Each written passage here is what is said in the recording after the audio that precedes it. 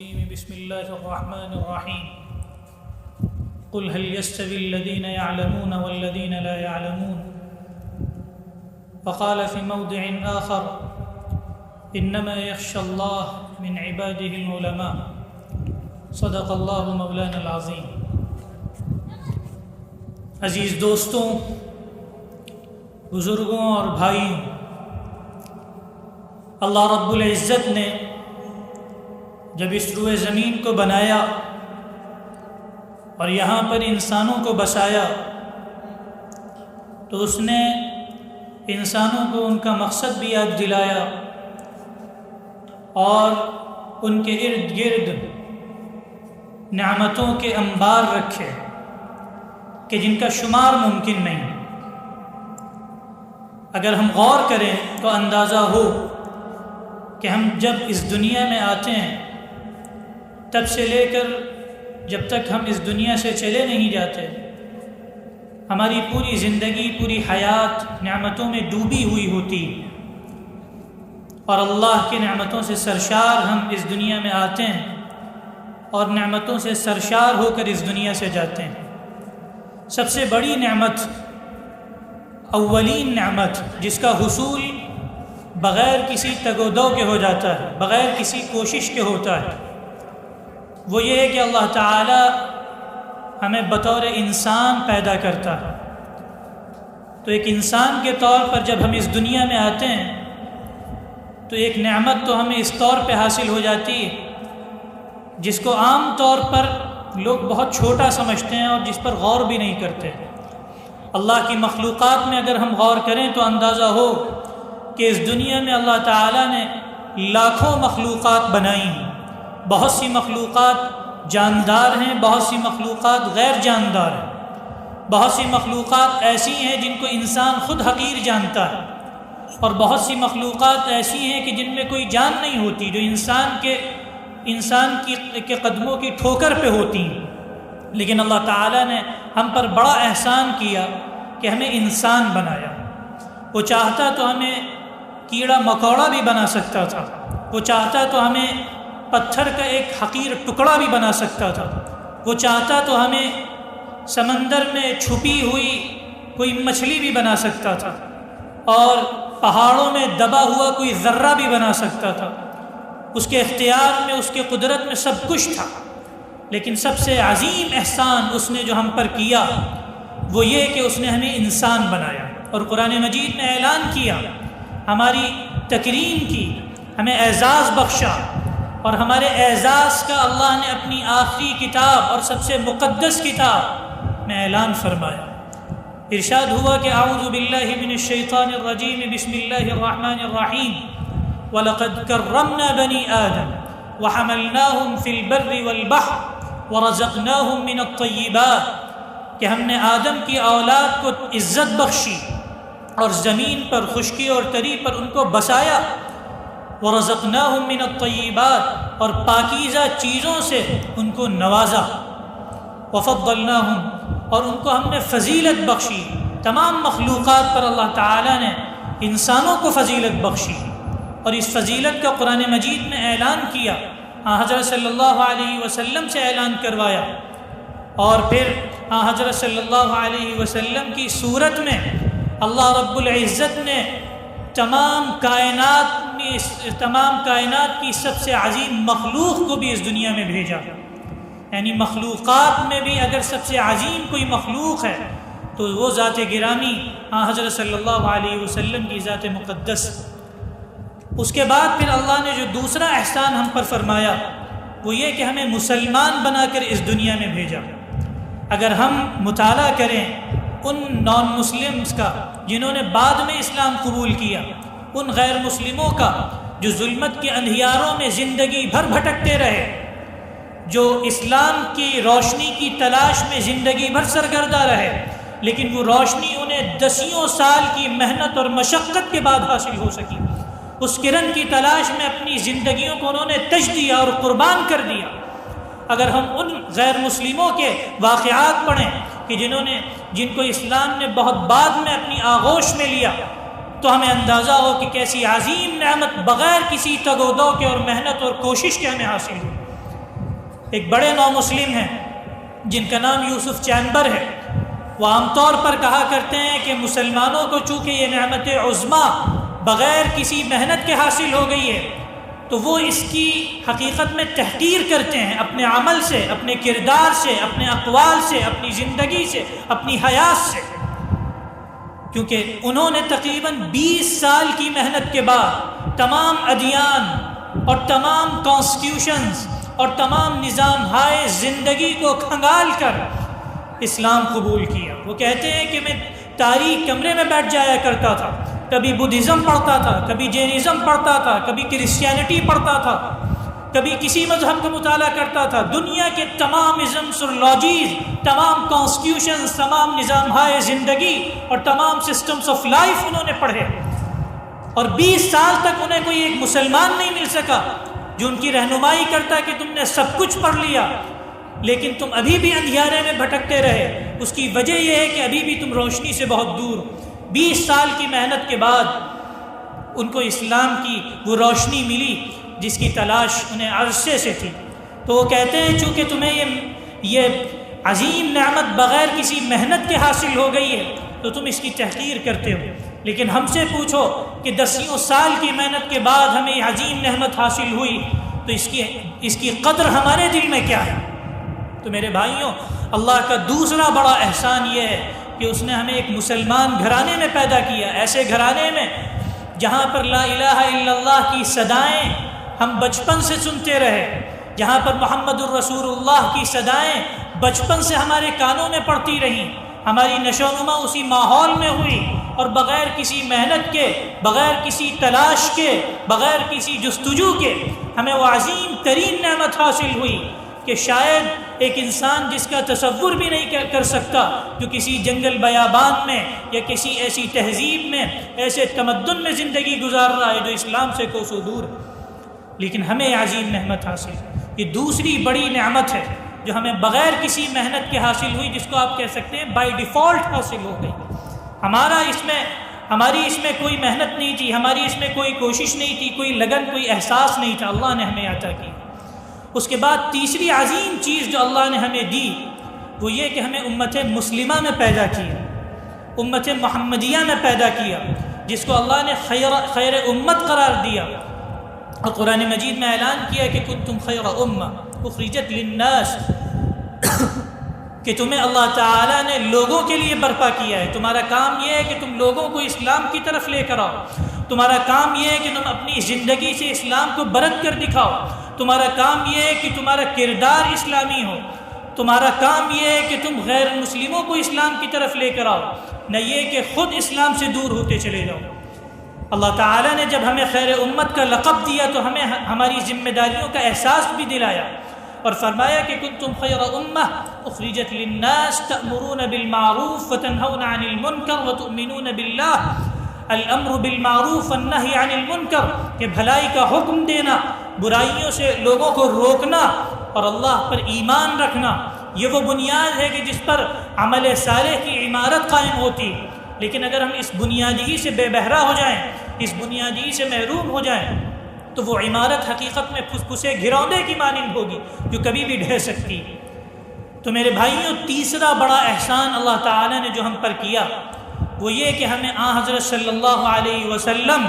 جو کہ سب سے عظیم نبی ہیں، جن کی تعلیمات کو اللہ تعالیٰ نے اس قدر صحت اور صداقت کے ساتھ محفوظ کیا کہ اس پر کوئی ایک انگلی نہیں رکھ سکتا، ایک حرف غلط اس سے نہیں نکالا جا سکتا۔ اگر ہم انبیاء کی تاریخ کا مطالعہ کریں تو یہاں حضرت صلی اللہ علیہ وسلم کا امتیاز ہے کہ آپ کو جو تعلیمات عطا ہوئیں اور آپ کو جو زندگی عطا ہوئی، اللہ تعالیٰ نے اسے اس طرح محفوظ کیا، اس طرح پریزرو کیا کہ آپ کے بچپن سے لے کر آپ کی جوانی تک، اور جوانی سے لے کر آپ کی ادھیڑ عمری تک حضرت صلی اللہ علیہ وسلم کی پوری زندگی محفوظ ہے، آپ کا ایک ایک لمحہ محفوظ ہے، آپ کا ایک ایک عمل محفوظ ہے، آپ کا ایک ایک قول محفوظ ہے، اور وہ درخشاں اور تابندہ ستاروں کی طرح ہمارے سامنے ہے کہ جنہیں ہم آنکھوں کا سرما بنا سکتے ہیں، اور سخت سے سخت آزمائش میں ہم زندگی کی راہوں میں روشنی بکھیر سکتے ہیں۔ تو یہ تیسری عظیم ترین نعمت ہے جو بغیر کسی محنت کے ہمیں حاصل ہے۔ لیکن یہ چیزیں ہمیں پتہ کیسے چلیں گی؟ یہ چیزیں پتہ اس وقت چلیں گی جب ہمارے پاس فہم ہوگا، ہمارے پاس علم ہوگا، ہمارے پاس سوچنے اور سمجھنے کی صلاحیت ہوگی، ہمارے پاس جو اللہ نے ہمیں انٹلیکٹ دی ہے، جو عقل دی ہے، اس کو صحیح استعمال کرنے کی ہمارے پاس اس کی اہمیت ہمارے دلوں میں موجود ہوگی۔ میرے بھائیوں، اللہ تعالیٰ نے یہ جو نعمتیں دی ہیں، ان نعمتوں کا ہم صحیح طور پر اسی وقت استعمال کر سکتے ہیں جب ہم علم سے بہراور ہوں گے، اور بغیر علم کی روشنی کی حقیقت میں انسان زندگی میں پوری زندگی ظلمت کے اندھیاروں میں بھٹکتا رہے گا۔ میں نے قرآن مجید کی آیت آپ کے سامنے پڑھی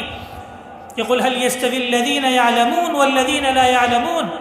آپ صلی اللہ علیہ وسلم سے اللہ نے کہا کہ آپ کہہ دیجئے، کیا وہ لوگ جو جانتے ہیں ان لوگوں کے برابر ہو سکتے ہیں جو علم نہیں رکھتے، جو نہیں جانتے؟ کیونکہ جو لوگ جانتے ہیں انہیں اللہ کی معرفت حاصل ہوتی ہے، انہیں حضرت صلی اللہ علیہ وسلم کی زندگی کا علم ہوتا ہے، انہیں اللہ کی جو قدرت ہے اور اس کے جو مظاہر ہیں اور ان مظاہر کی جو کرشمہ سازیاں ہیں اس کا علم اور ادراک ہوتا ہے۔ لیکن اگر ہمارے پاس علم کی وہ عظیم نعمت نہیں ہوگی جو اس امت کا خاصہ ہے، جو اس امت کی خاصیت ہے، اور حضرت صلی اللہ علیہ وسلم پر جو پہلی آیت اللہ تعالیٰ نے اتاری، آخری وحی کی پہلی آیت ہی یہی تھی کہ اقرأ بسم ربک الذی خلق، کہ آپ پڑھیے اور سنائیے، لیکن اپنے رب کے نام کے ساتھ۔ اللہ تعالیٰ نے ہمیں حکم دیا کہ ہم علم حاصل کریں، اور اللہ نے علم کی کوئی تقسیم نہیں کی بلکہ علم کو ایک اکائی کے طور پر بیان کیا کہ علم حاصل کیا جائے، لیکن علم کا رشتہ اللہ نے اپنے نام کے ساتھ جوڑا، کیونکہ اگر علم کا رشتہ اللہ کے نام کے ساتھ نہیں جوڑا جائے گا تو وہ علم بجائے اس کے کہ آپ کو ہدایت دے، وہ علم بجائے اس کے کہ اللہ سے آپ کو قریب کرے، وہ علم بجائے اس کے کہ حضرت صلی اللہ علیہ وسلم کی تعلیمات سے آپ کو روشناس کرائے، وہ آپ کو دین سے اور دور لیتا چلا جائے۔ کیونکہ جب علم کا رشتہ اللہ کے نام کے ساتھ علیحدہ ہو جائے گا اور کٹ جائے گا تو علم روکھی سوکھی معلومات کا ایک کلندہ ہوگا جس کی کوئی حیثیت اور کوئی وقعت اللہ کی نگاہ میں نہیں رہ جائے گی۔ اسی لیے اللہ تعالیٰ نے بار بار انسانوں کو یہ باور کروایا کہ وَعَلَّمَ الْإِنسَانَ مَا لَمْ يَعْلَمْ، کہ انسان کو اللہ نے سکھایا جس کو وہ نہیں جانتا تھا۔ زمین کے اندر، سمندروں کے اندر غواصی کرنا اللہ نے سکھایا، آسمانوں میں اڑنا اللہ نے سکھایا، اور جواہر کو نکالنا اللہ نے سکھایا، اور پہاڑوں کو کھودنا اللہ نے سکھایا، اور سمندروں کو پاٹنا اللہ نے سکھایا۔ کیونکہ یہ جو دماغ ہے جس کا انسان استعمال کرتا ہے اور چاند پر کمندے ڈالتا ہے اور اپنے آپ پر فخر کرتا ہے اور غرور اور گھمنڈ سے چکنا چور ہو جاتا ہے، وہ یہ بھول جاتا ہے کہ یہ دماغ، یہ ذہن اور یہ فہم اللہ کا عطا کردہ ہے۔ اگر اللہ یہ ذہن نہ دیتا تو آپ دیکھتے ہوں گے کہ ان مسلوب ذہن لوگوں کو، جن کو ذہن نہیں آتا ہوا، جن کو فہم نہیں آتا ہوا، وہ معذور ہیں، اللہ کے ہاں ان کی کوئی پکڑ نہیں ہے۔ لیکن آپ دیکھیں کہ کس قدر وہ بے سستوبا نظر آتے ہیں۔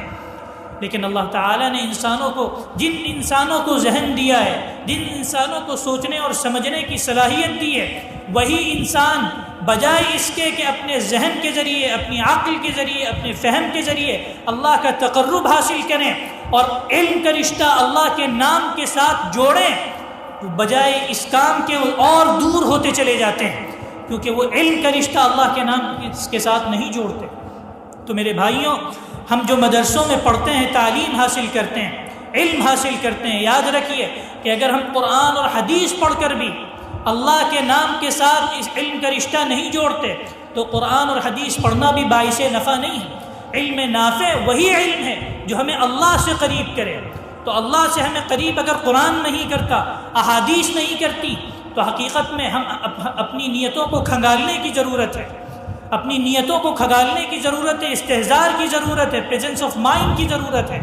کہ ہم جس چیز کا علم حاصل کر رہے ہیں، جو حقیقت میں سراپا کتاب رحمت ہے، کتاب ہدایت ہے، سرچشمہ ہدایت ہے، اسی سے اگر ہماری زندگیوں میں تبدیلیاں نہیں آ رہی، ہمارے پاس تقوی کی صفت پیدا نہیں ہو رہی اور ہمیں وہ امتیاز نہیں مل رہا جس کا اللہ تعالیٰ نے قرآن مجید میں ذکر کیا اور اس امت کے ساتھ اللہ تعالیٰ نے جس کو جوڑا، تو حقیقت میں غور کرنے کی بات ہے کہ ہم کہاں جا رہے ہیں۔ پہلی چیز علم حاصل کریں، لیکن علم حاصل اس طرح کریں کہ علم کا رشتہ اللہ کے ساتھ، اللہ کے نام کے ساتھ نہایت مضبوط اور قوی، کیونکہ علم کا رشتہ اگر اللہ کے نام کے ساتھ نہیں ہوگا تو مادیت کا ایک پتلا بن کر رہ جائے گا۔ اسی طرح اگر یہاں پر جو اسکول کے تعلیم یافتہ یا کالجز یا یونیورسٹیز کے تعلیم یافتہ لوگ موجود ہیں، میں ان سے کہوں گا اگر آپ فزکس پڑھتے ہیں، اگر آپ کیمسٹری پڑھتے ہیں، اگر آپ ایسٹرونومی پڑھتے ہیں، یعنی علم ہیئت ہو یا علم کیمیا ہو یا علم فلکیات ہو، ان تمام علوم میں بھی اگر ہم اللہ کی قدرت پر غور کرتے ہیں تو یہ تمام علوم بھی ہمیں اللہ سے قریب کر سکتے ہیں۔ قرآن مجید میں اللہ نے غور و فکر کی پر ہمیں آمادہ کیا ہے، سینکڑوں آیات ہیں۔ اللہ فرماتا ہے قرآن مجید میں وَآيَةٌ لَهُمُ الْأَرْضُ الْمَيْتَةُ أَحْيَيْنَاهَا وَأَخْرَجْنَا مِنْهَا حَبًّا فَمِنْهُ يَأْكُلُونَ۔ یہ موضوع ہے ایگریکلچر کا، جس کو عام طور پر کسان سمجھا جاتا ہے، لیکن اب ایک وسیع سبجیکٹ بن گیا ہے، وسیع موضوع بن گیا ہے۔ اللہ فرماتا ہے کہ غور کرو اس مردہ زمین میں، اور ہماری نشانی ہے اس مردہ زمین میں جس کو ہم نے زندہ کیا، جس میں ہم نے جان ڈالی، احییناها فاخرجنا منها حبا، جس سے ہم نے دانہ نکالا، جو دانہ تناور درخت بن جاتا ہے، جس سے پھل آتے ہیں، جس سے کاشت ہوتی ہے، جس سے انسان کھاتا ہے اور پیتا ہے۔ فَمِنْهُ يَأْكُلُونَ۔ اور دوسری جگہ اللہ نے فرمایا وَفِي أَنفُسِكُمْ أَفَلَا تُبْصِرُونَ، اپنے آپ میں غور کرو، یعنی اپنے انٹرنل باڈی سسٹم میں غور کرو، اپنے جسم میں غور کرو، اپنے دماغ میں غور کرو، جسم کے اعضاء میں غور کرو۔ ان تمام چیزوں میں غور کرنے کا اللہ نے حکم دیا ہے۔ مفتی تقی عثمانی صاحب نے اپنی کتاب میں لکھا ہے کہ وَفِي أَنفُسِكُمْ أَفَلَا تُبْصِرُونَ میں صرف یہی نہیں کہ انسان اپنے ذہن میں اس طرح غور کرے کہ اللہ تعالیٰ نے ہمیں یہ ذہن عطا کیا ہے تو ہمیں اس ذہن کا اس طرح فائدہ اٹھانا ہے کہ ہم اللہ سے قریب ہوں، بلکہ اس کا دوسرا معنی یہ ہے کہ اللہ تعالیٰ نے جو انسان کو سائیکالوجی دی ہے اور اس کے ساتھ ساتھ اللہ تعالیٰ نے انسان کو جو پورا باڈی سسٹم دیا ہے، جو انسان کو جسم عطا کیا ہے، اور اس جسم میں بھی غور کرنے کی ضرورت ہے۔ اگر ہم دیکھیں تو اندازہ ہوگا کہ وفی انفسکم افلا تبصرون کی تشریح میں آج پوری یونیورسٹیز قائم ہو چکی ہیں۔ میڈیکل سائنس کیا چیز ہے؟ میڈیکل سائنس کا رشتہ اگر اللہ کے نام کے ساتھ جوڑا جائے تو اندازہ ہوگا کہ حقیقت میں یہ قرآن مجید کی اس آیت کی تفسیر ہے کہ انسان آج غور کر رہا ہے اپنے جسموں میں، اور یہ عمل اسلام کے اس سنہرے دور سے شروع ہوا جب بڑے بڑے جراح پیدا ہوئے، جن کو آج آپ لوگ سرجن کے نام سے جانتے ہیں، جنہوں نے انسان کے دلوں کو کھولا، جسموں کو کھولا اور اس میں عمل جراحی کیا، آپریشن کیا۔ اس کے بعد یہ علوم یورپ کے ہاں چلے گئے، وہی یورپ جو ایک زمانے میں خوشاچی تھا اسلام کے ان علوم کے ماہرین کا، لیکن بعد میں ہم ان علوم سے دور ہوتے چلے گئے اور وہ بہروپیے ان علوم پر قابض ہو گئے جنہوں نے ان تمام علوم کا رشتہ اللہ کے نام کے ساتھ منقطع کر دیا۔ تو ضرورت اس بات کی ہے کہ اسکول اور کالجز میں جو طلباء پڑھ رہے ہیں وہ ان تمام علوم کو اس نیت کے ساتھ پڑھیں کہ ان علوم میں غور کر کے، تدبر کر کے ہم اللہ سے قریب ہوں گے۔ اور انفس و آفاق میں اللہ نے جو نشانیاں رکھی ہیں، زمین اور آسمان میں اللہ نے جو نشانیاں رکھی ہیں، انسانی جسموں میں اللہ نے جو نشانیاں رکھی ہیں، ان نشانیوں میں غور کر کے ہم اللہ کا تقرب حاصل کریں گے، کیونکہ یہی مقصد حیات ہے۔ تو میرے بھائیوں، اگر ہم قرآن اور حدیث پڑھتے ہیں تو یہ تو اللہ کی طرف سے اتارے گئے وہ علوم ہیں کہ جن کا کوئی ثانی نہیں۔ یہ علوم تمام علوم پر بھاری ہیں، اور ان علوم کو پڑھنے کے لیے ہمارے لیے ضروری ہے کہ ہم سب سے پہلے اپنی نیت کو صاف کریں، اپنی نیت کو اس طرح صاف کریں کہ ہم اللہ کے لیے ان علوم کی تحصیل کریں، اور یہ مقصد پیش نظر رہے کہ ان علوم کی تحصیل ان علوم کی تبلیغ کے لیے ہوگی، اور ان علوم کی تطبیق کے لیے ہوگی، اور ان علوم کی تنفیذ کے لیے ہوگی۔ یعنی ان علوم کو سب سے بڑھ کر ہم اپنی زندگیوں میں اتاریں گے، اور پھر آگے چل کر ان علوم کی تبلیغ ہم غیروں میں بھی کریں گے۔ جو گمگشتگان راہ ہیں، یعنی جو اسلام سے دور ہو رہے ہیں، چاہے وہ مسلمان ہو یا غیر مسلمان ہو، ان تمام لوگوں میں ان علوم کی ترویج ہم کریں گے۔ اور اس سے بڑھ کر کیا ہو سکتا ہے؟ قرآن مجید میں اللہ نے فرمایا کہ وَمَنْ أَحْسَنُ قَوْلًا مِّمَّنْ دَعَا إِلَى اللَّهِ وَعَمِلَ صَالِحًا وَقَالَ إِنَّنِي مِنَ الْمُسْلِمِينَ، کہ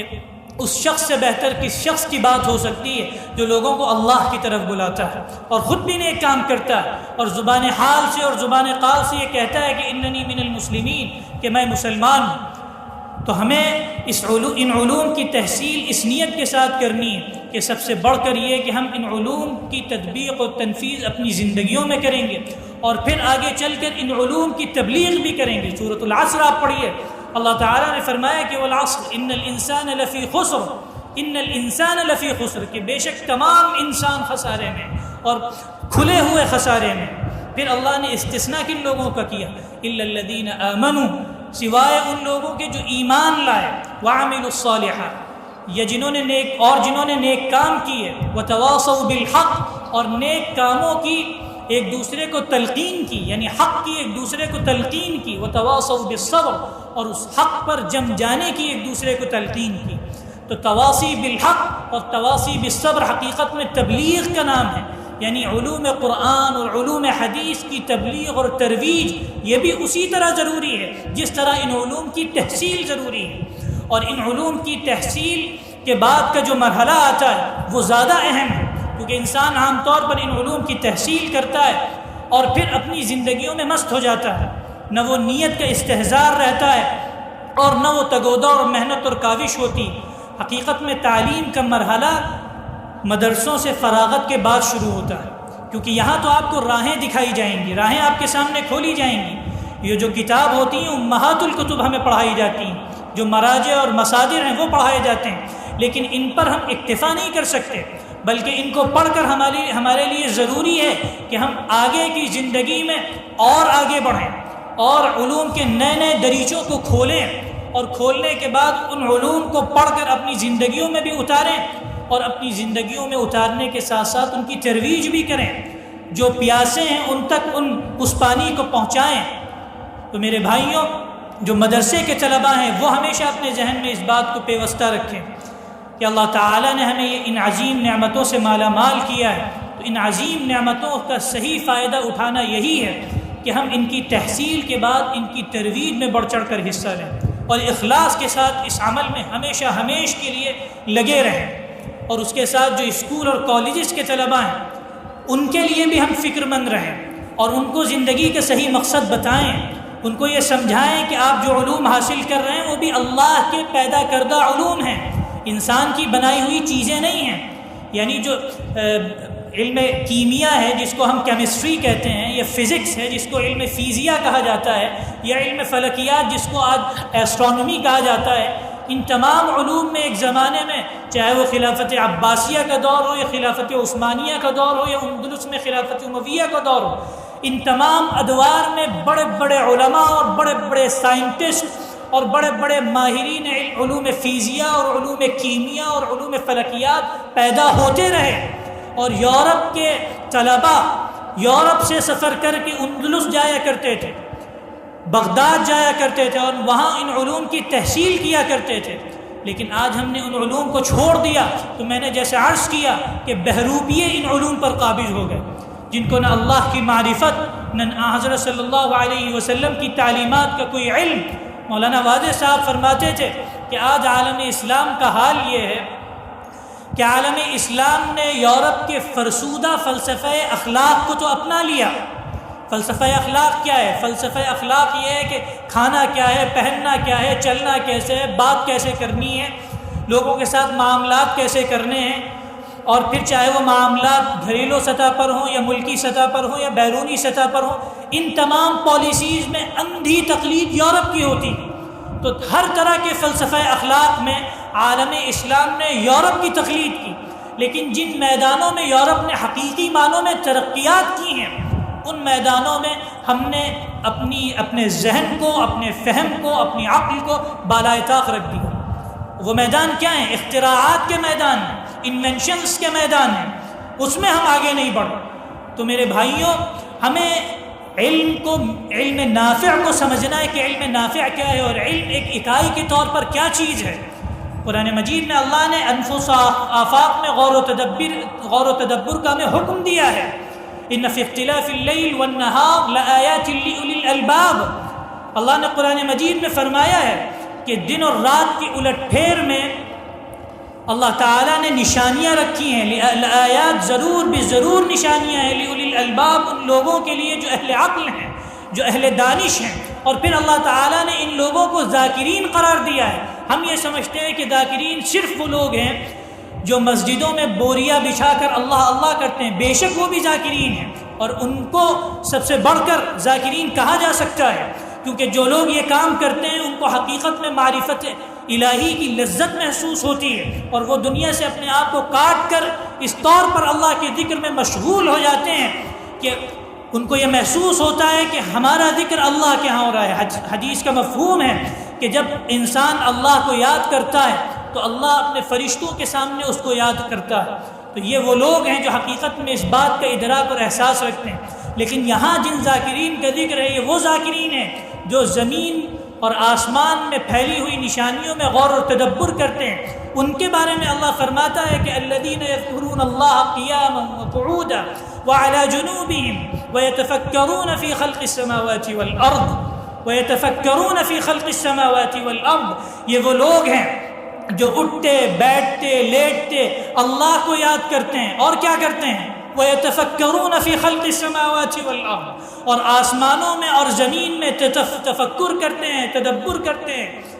اور پھر اللہ نے جو آیت فرمائی وہ حقیقت میں جیسا میں نے عرض کیا،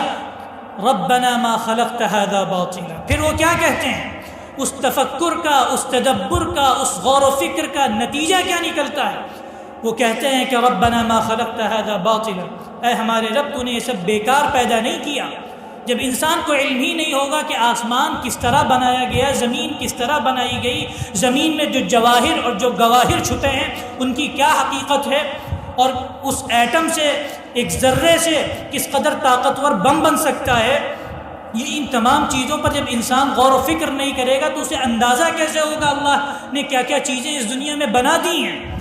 تو جو لوگ یہ علوم حاصل کرتے ہیں وہ اللہ کی حکمتوں پر، اللہ کی قدرت کی کرشمہ سازیوں پر غور کریں۔ The power of Allah, the nature of Allah, جو اللہ نے پیدا کی ہیں ساری چیزیں۔ تو حقیقت میں جب ہم ان چیزوں کو ملائیں گے تو ایک علم کا صحیح اور جامع اصول ہمارے سامنے آئے گا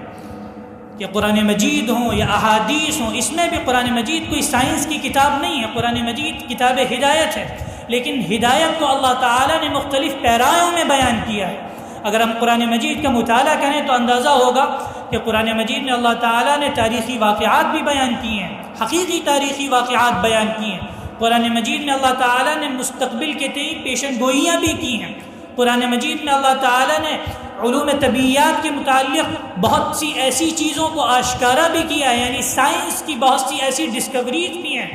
جو آج سے تقریباً 50 یا 60 سال پہلے ڈسکور ہوئی ہیں، جن کا انکشاف حالیہ ادوار میں ہوا ہے۔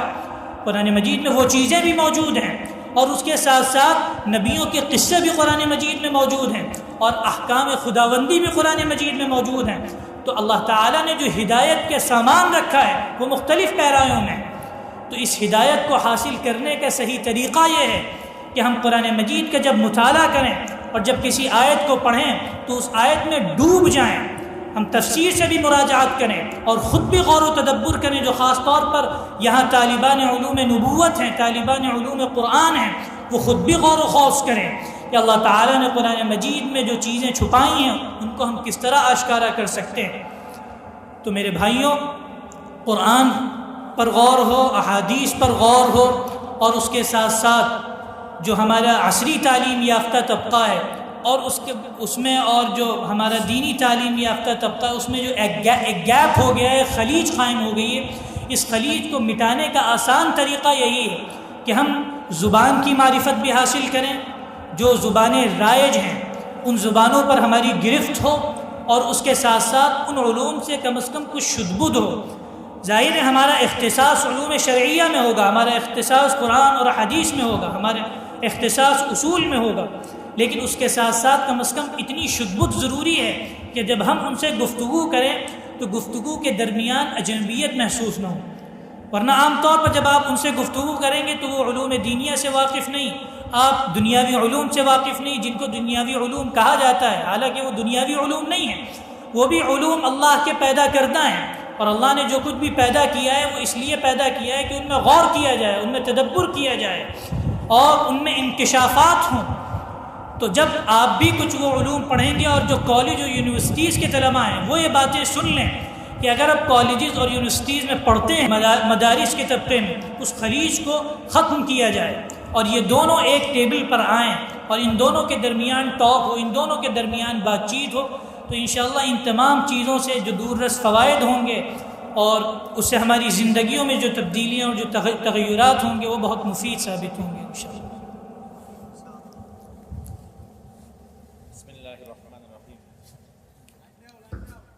بسم اللہ الرحمن الرحیم۔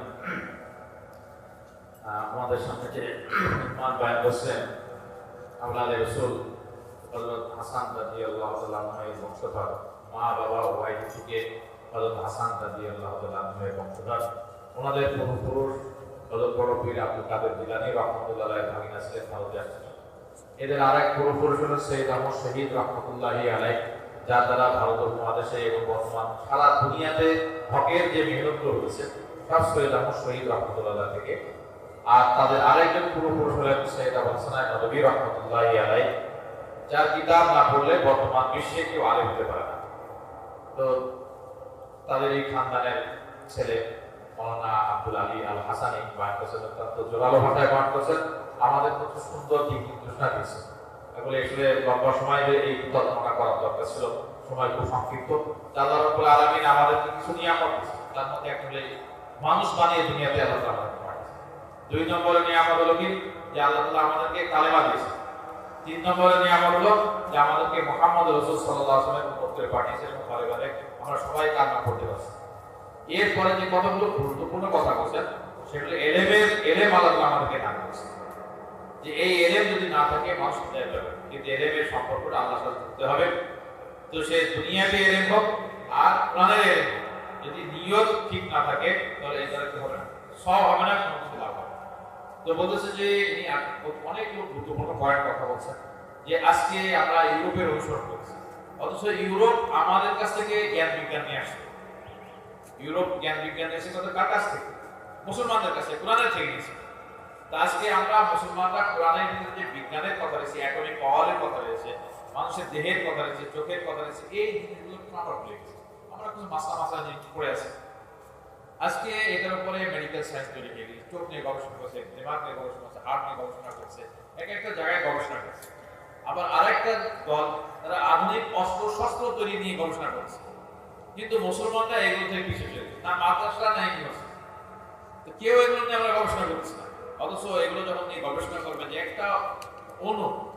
একটা অ্যাটমিক পার্ট, এর ভিতরে কতটুকু শক্তি আল্লাহ রাব্বুল আলামিন পুরো দুনিয়ার ধ্বংস করে, কতটুকু শক্তি আছে যে মানুষ এই দিকে চাঁদে চলে যেতে পারতেছে, সেখানে ছবি নিয়ে আসতেছে, এত দূর থেকে চাঁদের ছবি নিয়ে চলে আসতে পারছে। তো এগুলো মানুষের চিন্তা করে আল্লাহ তাআলাকে পাওয়া, আল্লাহর সাথে সম্পর্ক তৈরি করা, এগুলো যখন চিন্তা করবো তো আল্লাহকে আমরা পেয়ে যাবো, আল্লাহ তাআলার মারিফত আমাদের হাসিল হয়ে যাবে, আমাদের আল্লাহর সাথে সম্পর্ক তৈরি হবে। তো বলছে যে আরেকটা কথা, গুরুত্বপূর্ণ কথা, যে মাদ্রাসার ছাত্র যারা আছে তারা দ্বীনি এলেম শিখার সাথে কিছু দুনিয়াবি এলেম, ইংরেজি এবং অন্যান্য যে এলেম আছে এগুলো শিখবে, যাতে আধুনিক শিক্ষকদের সাথে কথা বলার সময় তাদের ভাষায় কথা বলে। আর যারা স্কুল কলেজে ইউনিভার্সিটি পড়ছে তারা যেন কিছু দ্বীনি বিষয় শেখে, যাতে তাদের নামাজ দ্বীন শেখে। আজকে দুটো পার্থক্য হয়েছে যে স্কুল কলেজে ছেলেরা দ্বীন সম্পর্কে কিছু জানে না, আর মাদ্রাসার ছাত্র এটাকে বুঝে না, তো দুইজন দুই দিকে চলে গেছে। তো এটা সমন্বয় করা দরকার যে মুসলমান ছেলেরা যেন সব একসাথে বসে দ্বীনি কাজ করতে পারে।